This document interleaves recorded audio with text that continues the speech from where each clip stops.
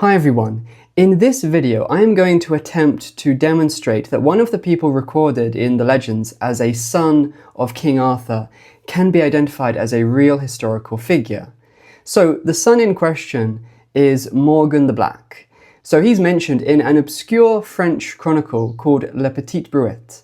Not sure if I pronounced that right, French isn't my area, sorry.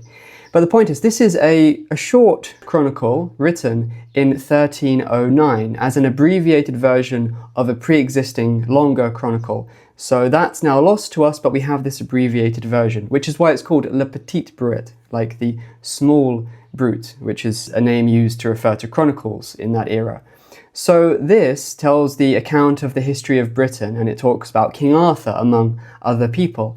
And in the account about Arthur's succession, it refers to the fact that he had 3 sons. Now, one of them is called Morgan the Black, and he is said to have succeeded Arthur in Wales, and it specifically says that he spent most of his life in South Wales. And regarding Morgan's rulership over Wales, the text specifically says, "His second son was called Morgan the Black, to whom he gave Wales, to hold it in perpetuity without suit or service to anyone living. And this Morgan himself held this privilege, as did many of his successors, until the time of Athelstan II. So this is some very important and significant information.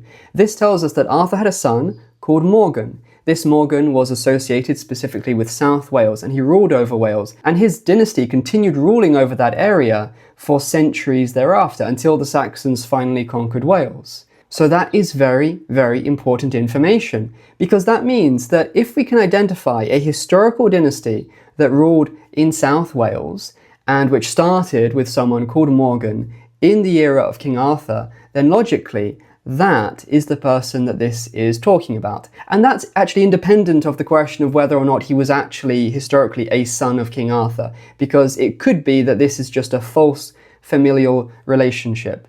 That sort of thing does happen in the records, so it could be the case that he wasn't actually a son of King Arthur. But the point is, if we can identify a Morgan from Arthur's time whose descendants continued ruling over South Wales for centuries thereafter, then he would logically be the Morgan of this chronicle. It would be absurd to assume that this chronicle just so happens to describe something which matches exactly with the historical reality if that's not what it was actually talking about. So, can we identify a historical Morgan from Arthur's time who ruled in South Wales and whose descendants continued ruling that area for centuries thereafter? Well, yes we can. There's another little detail in the account about Morgan here which is important to note, which is that, according to this account, Morgan was educated by Gawain. Now, the reason that's so important is because of the question of dates. So Gawain was the nephew of Arthurian Reged. Now, Arthurian Reged was famously a mid to late 6th century king, so his nephew, logically, wasn't around in the early 6th century. That's practically impossible, or at least extremely unlikely, and it also doesn't fit anything else that we know about Gawain and his family. Everything points to him being a figure mainly of the latter half of the 6th century. So if Gawain was the educator of Morgan, and Gawain lived in the second half of the 6th century, then logically, well, obviously he must have been at least 20 or so to have been the educator of King Arthur's son. So this demonstrates that Arthur's son, according to the information in this chronicle, must have been born in the second half of the 6th century, at least 20 years or so after the birth of Gawain, who, like I said, was probably born around about the middle of the 6th century. So we're looking at around about 570 for the birth of Morgan. Now, I realise this is a lot later than the traditional dates of Arthur. Generally, his death is placed in around about 540 or the late 530s. But the problem is that there are some serious issues with the conventional chronology assigned to King Arthur and the Battle of Badon and Gildas. I have looked at some of these issues in past videos. Most of them aren't very good quality though. This one is pretty decent, I think, so have a look at that. But there are lots more issues than just what's mentioned in that video. But the point is, there is a lot of evidence that Arthur lived decades later than traditionally believed. However, even accounting for that, a son born in 570 must have been a very late son. Arthur was probably born in around the year 500, so In 570, he would have been 70 or nearly 70. So that must have been a very late son, which is very uncommon. Let's come back to that a bit later. For now though, let's just focus on the absolute dates. So like I said, 570 more or less is probably when Morgan was born, bearing in mind he was educated by Gawain, who was a figure in the latter half of the 6th century. Now it's very important to recognize and accept that chronological information from Leit Britt, because that determines when we should be looking in the historical records to find this Morgan the Black. So when we're looking in the latter part of the 6th century and the early 7th century, can we find a Morgan in South Wales who matches?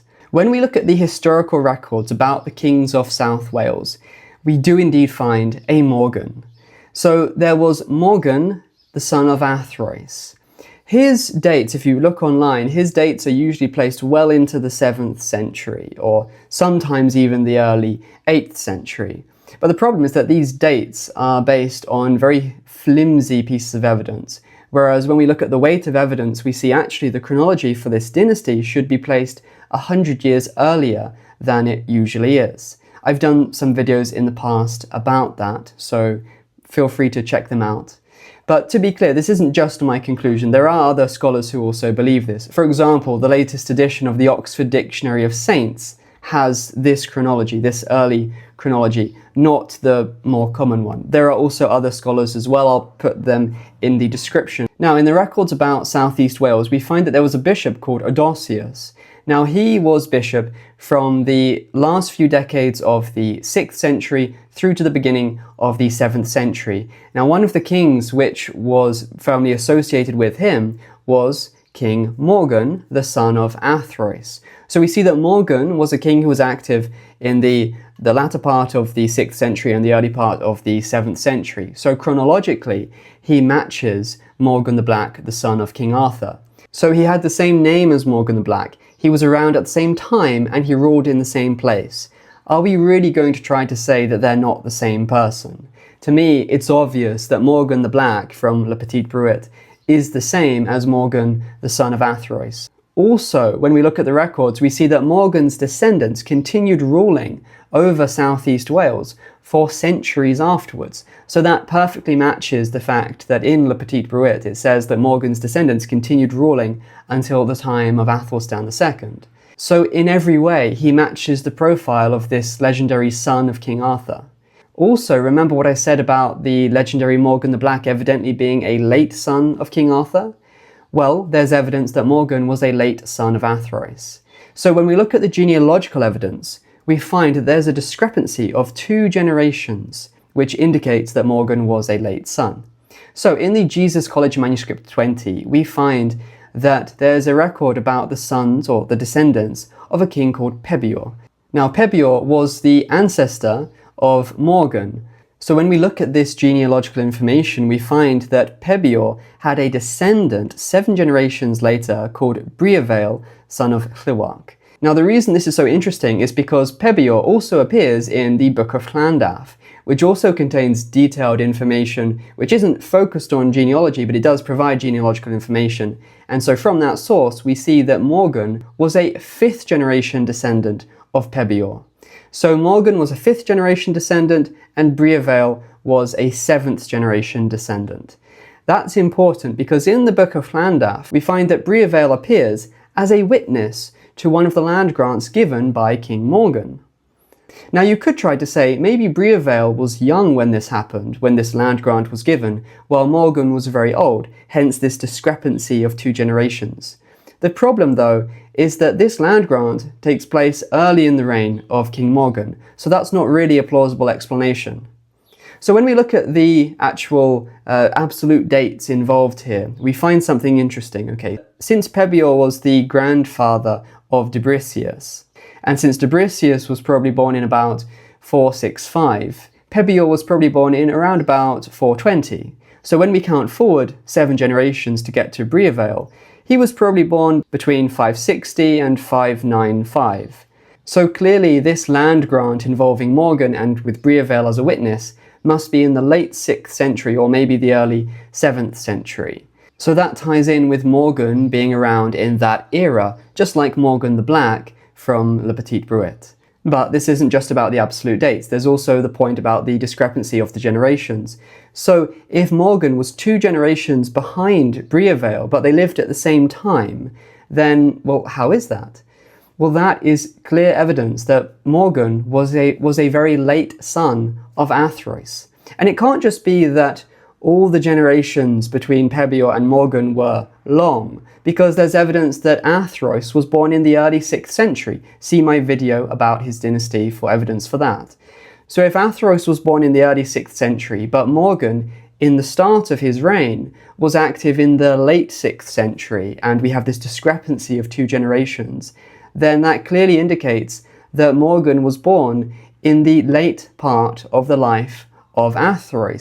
He must have been born about 2 generations further forward in Arthurian's life than normal. So if the normal generation length is a bit more than 20 years, then an extra 2 generations would be an extra, say, 45 years.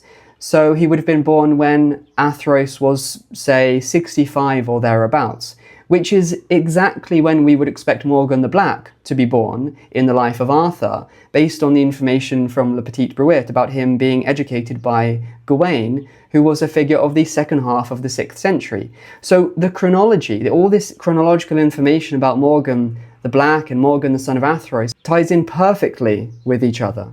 So to me, it's very, very clear that Morgan the Black from the Legends of King Arthur, as the legendary son of King Arthur, must be the same as the historical Morgan, son of Arthurian of southeast Wales. Now, if you'd like to know the answer to the question, was King Midas from Greek mythology a real person? Then come back next time for my next video.